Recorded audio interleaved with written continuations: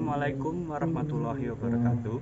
Perkenalkan, nama saya Mulia Danu Andriansyah dari kelas 11 Hijaz 1. Pada kesempatan kali ini saya akan membawakan dakwah singkat dengan tema Tahun Baru Islam atau 1 Muharram. Bismillahirrahmanirrahim. Alhamdulillahirabbil alamin. Assalatu wassalamu ala asrofil anbiya'i wal mursalin sayyidina wa maulana Muhammadin wa ala alihi wa sahbihi ajma'in. Amma ba'du. Hadirin yang dirahmati Allah, pertama-tama marilah kita panjatkan puja dan puji syukur kehadirat Allah Subhanahu wa taala karena rahmat dan hidayahnya kita masih diberi kesehatan hingga saat ini. Yang kedua, salawat serta salam semoga tetap tercurah limpahkan kepada junjungan kita Nabiullah Muhammad SAW, karena beliaulah yang telah membimbing kita dari zaman jahiliyah menuju zaman Islamiyah. Hadirin yang berbahagia, bulan Muharram merupakan salah satu dari keempat bulan yang dimuliakan oleh Allah Subhanahu wa taala. Kemuliaan pada bulan Muharram terdapat pada hari Asyura, yaitu pada tanggal 10 Muharram, yang dimana pada tanggal tersebut terdapat banyak sekali keutamaan-keutamaan yang jika kita mau melakukan amal soleh, maka tentu akan kita dapatkan rahmat dari Allah Subhanahu wa taala. Di bulan itu kita disunahkan untuk menyayangi anak yatim dengan mengusap kepalanya dan memberinya sedekah. Selain itu, kita juga disunahkan untuk melapangkan makanan untuk keluarga di rumah, seperti memasakkan masakan yang spesial yang beda dengan hari-hari lainnya. Selain itu, sunnah yang tak kalah penting adalah berpuasa pada hari itu. Bahkan Rasulullah SAW sendiri bersabda bahwa barang siapa yang berpuasa pada hari Asyura, maka seakan-akan ia telah berpuasa selama setahun lamanya. Itulah keutamaan-keutamaan pada hari Asyura di bulan Muharram ini.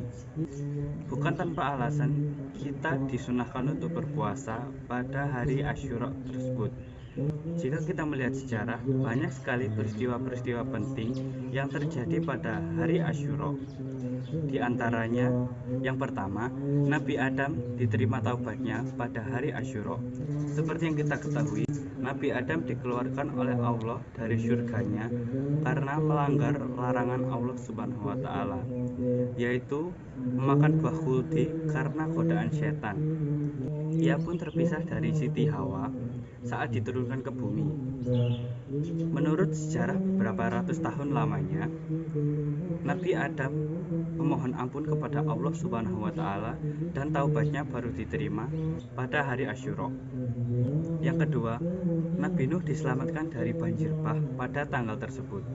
Yang ketiga, Nabi Ibrahim diselamatkan dari api yang membakarnya pada tanggal tersebut. Yang keempat, Nabi Yusuf dan Yakub dipertemukan kembali pada tanggal tersebut. Menurut Al-Quran, Nabi Yusuf ditinggalkan oleh saudara-saudaranya sejak kecil dan terpisah dari Nabi Yakub beberapa tahun lamanya. Selama beberapa tahun lamanya, Nabi Yakub menangis dan merindukan Nabi Yusuf. Karena rahmat Allah Subhanahu wa taala, Nabi Yusuf dan Nabi Yakub dipertemukan kembali pada tanggal 10 Muharram atau pada hari Asyura. Yang kelima, Nabi Yunus diselamatkan dari perut ikan pada tanggal tersebut. Yang keenam, Nabi Khidir diberi ilmu pada tanggal tersebut. Yang ketujuh, Allah menciptakan surga dan neraka pada tanggal tersebut. Yang kedelapan, Allah menciptakan arsy dan kursinya pada tanggal tersebut. Yang kesembilan, Allah menciptakan malaikat Jibril, Mikail, Israfil, dan Israel pada tanggal tersebut.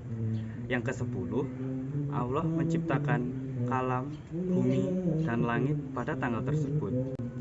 Itulah beberapa peristiwa yang terjadi pada hari Asyura atau tanggal 10 Muharram.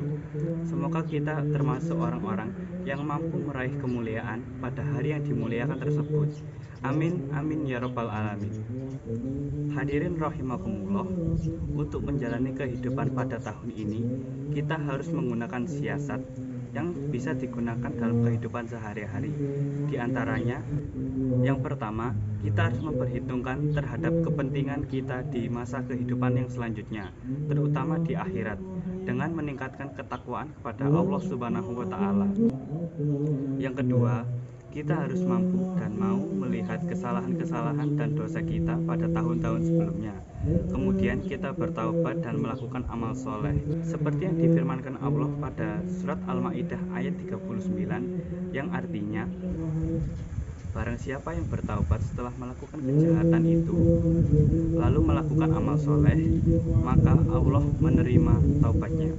Sesungguhnya Allah Maha Pengampun lagi Maha Penyayang. Yang ketiga, kita harus menyadari bahwa syaitan adalah musuh yang nyata bagi kita. Maka seluruh kemaksiatan seperti narkoba, zina, judi, minuman keras, dan perbuatan maksiat lainnya harus kita tinggalkan, karena hanya merugikan kita dan menyengsarakan kita, baik di dunia maupun di akhirat. Itulah 3 hal yang merupakan strategi yang bisa kita gunakan untuk hidup pada tahun Hijriah yang baru ini. Semoga Allah Subhanahu wa Ta'ala mengampuni dosa-dosa kita pada tahun sebelumnya, menerima ibadah dan amal soleh kita, serta memberikan kesehatan dan umur panjang bagi kita dan keluarga, sehingga kita bisa meningkatkan iman dan takwa kita kepada Allah Subhanahu wa Ta'ala. Marilah kita perbaiki haliyah kita, ibadah kita, perbuatan kita, serta semangat kita dalam berjalan di jalan Allah Subhanahu wa Ta'ala. Demikianlah yang dapat saya sampaikan. Semoga apa yang saya sampaikan hari ini dapat bermanfaat bagi kita semua. Amin amin ya rabbal alamin. Terima kasih atas perhatiannya. Kurang lebihnya mohon maaf. Terima kasih. Wassalamualaikum warahmatullahi wabarakatuh.